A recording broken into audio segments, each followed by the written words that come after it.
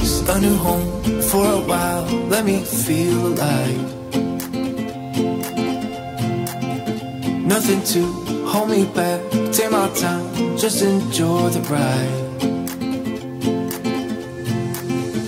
I know man passing by. Life is good, best I've ever felt. Get me up, somewhere new, somewhere I can find myself. Oh, I feel so alive. Баршаларыңызға қайырлы күн. Сіздермен бірге әдеттегідей менің есімім Черниязов болады. Қазіргі күнде Ұлыбританияның Лидс қаласында тұрып жатқан азамат барлығын ағылшындардың өмірлігі жайлы, тұрмыс салты, жағдай, мәдениет, әдет, ғұрып,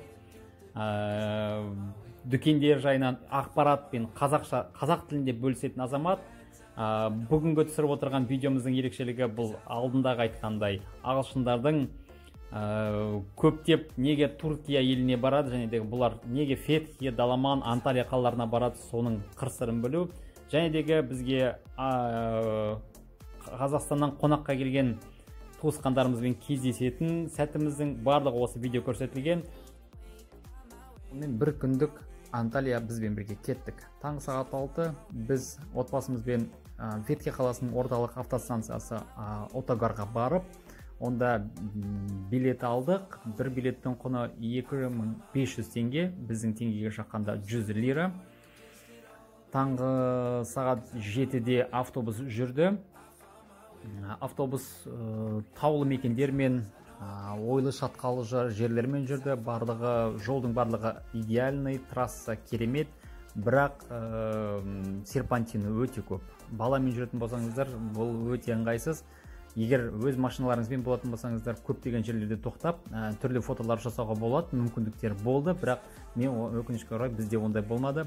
Себебі біздің балалар мазасыз, таңғы астарын ішпеген, осы автобуста азықтануға тура келді. Және де бір ыңғайлысы, автобус жолда бірнеше жерлерге тоқтайды, онда өзіңізге қажетті заттардың бәрін алуға да болады, және де баратын жерлеріңізге де баруға болады. Сөйтіп, біз орталық Анталияның Отогарына келдік. Отогар дегеніміз тағы да айтайын, автостанциясы, автобустары жайлы.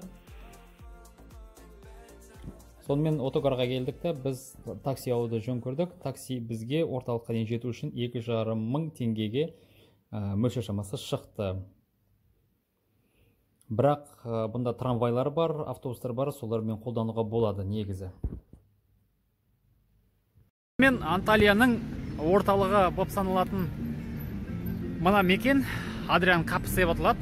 Біздің дәуірімізге дейін 3-ші ғасырдағы, бәлкім 4-ші ғасырдағы Рим империясының қалдықтары. Қараңыздар, қандай сәулетті жерлер, қандай керемет жерлер. Мына тастардың түсіне қарасақ, әр дәуірде, әр заманда өзі салынған сияқты. Себебі өздеріңіз білесіздер, пирамидада бір адам ғана салып бітірген жоқ, оны бірнеше адамдар салған деген сияқты. Сол себептен де тастардың әр мекеннен келуі мүмкін. Анталияның орталығы бұндай болады. Өте көп турист. Біз мекен еткен Фетхе қаласында оншама турист болмаған еді. Қазір мына жақта адам өте көп. Nothing to hold me back. Take my time, just enjoy the ride. I know man passing by. Best I've ever felt. Get me up, so in. Анталияның орталығында қыдырып жүрген біз.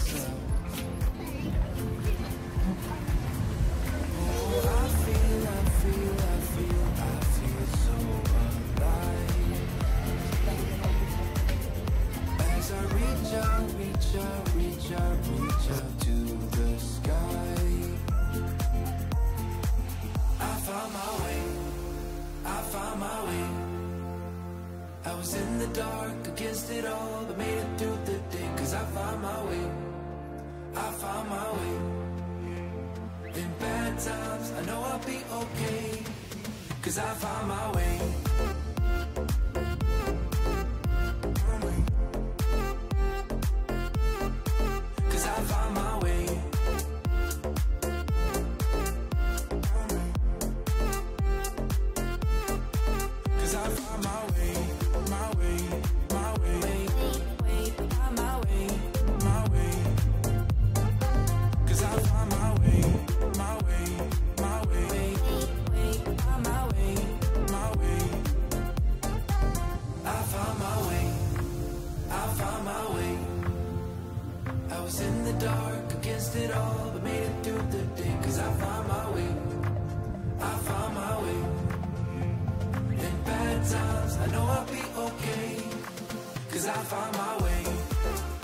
күн жексенбі күні адамдар осылай демалыспен далаға шығады екен. Осы жерде әдемі көрініспен өздерінің алып келген тамақтарын жайып көкке шығады. Оған қалай қызықпайсың, оған қалай тамсанбайсың. Түрк халқының бұндай Алла берген сыйы бар. Байқасаңыздар, 4 жағынан 4 теңізі бар. Қайда барам, қай жаққа барып демалам деген, бас қатыру деген оларда болмайды. Себебі жексенбі күні өзінің заттарын алып шығады. Мына тұрған үйлерден 15 қабаттық максимум үйлер. Бәлкім біздің азаматтарда осы жақта тұратын болу керек, себебі соңғы жылдары Анталия, Аланиядан қазақтар көптеп квартира алып жатыр. Бұл болса Анталияның орталық жағажайлары. Жағажай дегенде бұл панорамалық күйлері. Анталияның жағалауы барлығы биік шатқал, биік құз деп айтсам да болады. Бірақ суға деген көрініс тіптен керемет. Бүгін 8 қаңтар 2023 жыл. Жақылда ескі қаланың қорғандарының бөлшектері. Бұл қайда екен белгісіз, бірақ түріктер мүмкін, гректерді бол мүмкін, селжұқтарда бол мүмкін.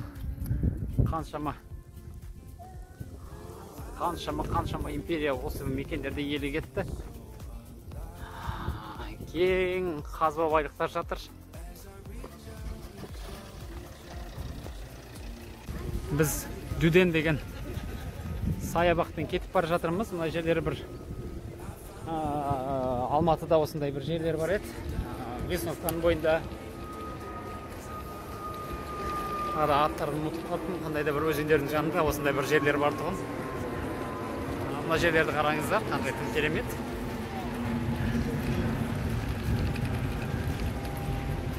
Мына жақта әуежай, Анталия әуежайы, барлығы жоғы 15 минуттық жолда. Бұл Дүден деген жердің әдемілігін қазір көрсетеміз. Бұл жер біздің жерімізге ұқсайды. Бұл жердің атмосферасы біздің ресторандарға, кафелер ұқсайды десем, бұның аты Бұхара екен ғой. Бұхара дегенде біздің шығыс тағамдарын ұсынатын жер. Біреулердің дастарханнан мантыны көріп қалдым, бір жерден лағман жеп отырған адамдарды көріп қалдым. Ас болсын барлығына. Бірақ бізде ары қарай жолымыз бар, ары қарай кетеміз. Мынадай бір кішірек ойын алаңы бар екен. Мынадай өзен ағып жатыр. Бұл өзен қайда баратынын сіздерге қазір көрсететін боламын. Қараңыздар. Арнамызға тіркелмеген болсаңыздар, міндетті тіркеліп жүріңіздер. Жаңадан шыққан видеоларды көресіздер. Қазіргі бұл циклдегі видеоларымыз Түркия жайынан, Турцияның Алла бұйырса, бұл біз үшін осы жолғы 4-5 қаласы. Анталия, Каш, Өлі-Дениз, Фетхие, Мугла, Даламан деген қалаларында болдық. Тағда әлі қызық сапарларды шегетін боламыз. Атақты Дүден деп аталатын Анталияның сарқырамасы. Суды көріп жатырсыздар ма, қалай барып ащы судың тұщы суға барып қосып жатқаны. Мына жерде арнайы прожекторлар тұр, соны көрсету үшін. Сонымен Дүден деп аталатын осы сарқырама. Мына жерде адамдар өте көп, себебі бұл жерде ең әдем фотоға түсіретіндей, видеоға түсіретіндей жер екен. Қараңыздар, сарқыраманың түрі осындай. Биікте, мына таулы жерден мекеннен келіп, су төменге ылдилап ағады. Қараңыздар, қандай әдемі. Алла тағала сіздерге де осындай жерлерді көруге нәсіп етсін. Отбасыларыңызбен қыдырып, ата-аналарыңызды қыдыртып, саяхат жасап, әлемді аралаңыздар.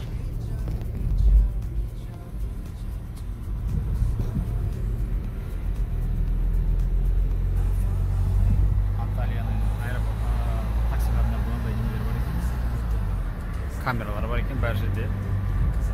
Дұрыс, ең бірінші қауіпсіздік. Себебі әртүрлі азаматтар бар. Ар түрлі адамдар бар, олардың пиғыздары қандай екен бір Аллаға мәлім.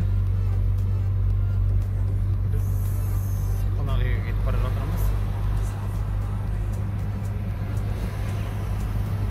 Титаник деген қонақ үйі, ал біздің бара жатқан жеріміз Delfin Background. Мұнда бара жатқан себебіміз Қазақстаннан қарындасым мен күйеу баламыз отбасыларымен келді. Сол кісілерге амандасып керек деп.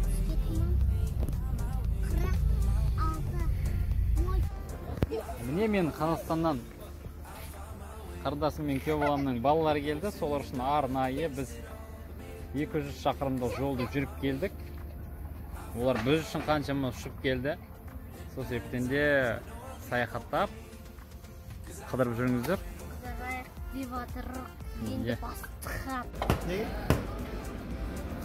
Қазақтардың Түркияның Анталиясында кездесуі біздің сол Феткеден Анталияға келген себебіміз де сол болатын. 4 сағат бойы автобуспен отырып келгеніміз мына балалармен. Бірақ себеп мына қарындасым мен күйеу балам балалармен бүгін ғана келді. Үлкен қыз әуелде ұшақта ұйықтамаған бізбен бірге келді. Көрем деп. Иә, міне.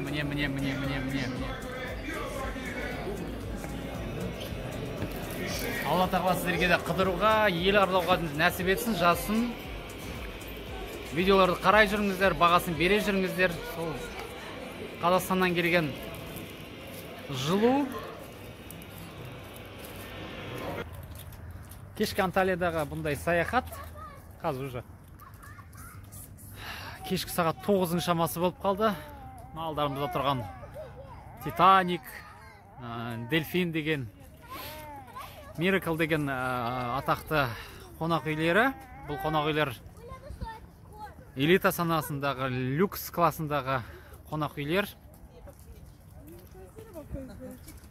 Бір түні бір отбасыға 100 000 теңгедей болады. Қазақстаннан елден туысқандарымыз келіп, жүрегімізге жылу беріп, балалардың аяқтарына мынадай шұлықтарын алып келген, Англияға алып кететіндей. Сол себептен де жақсы кеш болып кетіп бара жатырмыз.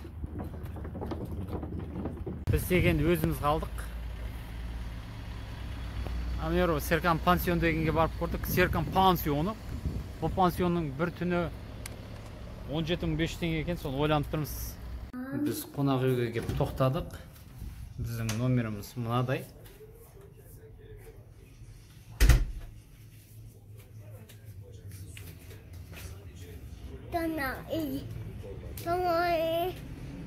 Қонақ үйде қажетті заттардың барлығы бар. Ең бір күштісі бұнда бассейн. Бассейннен басқа бұнда не бар? Балкон, өтіп шығатын. Балкон. Сонымен таңғы сағат 8-дің шамасы, Анталияның таңы. Бүгінгі күніміз 9 қаңтар.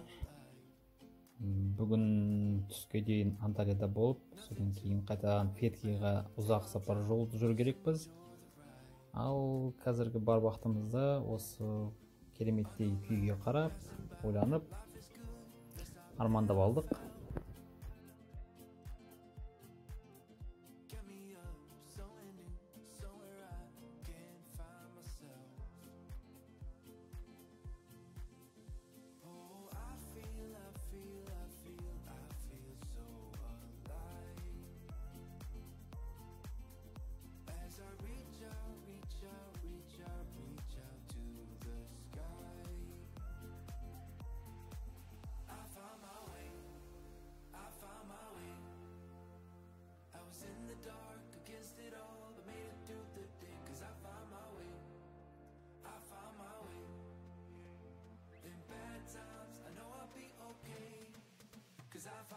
Burada Otokar такси деген жері бар. Осы жерде кеше ұзақ тұрып қалдық.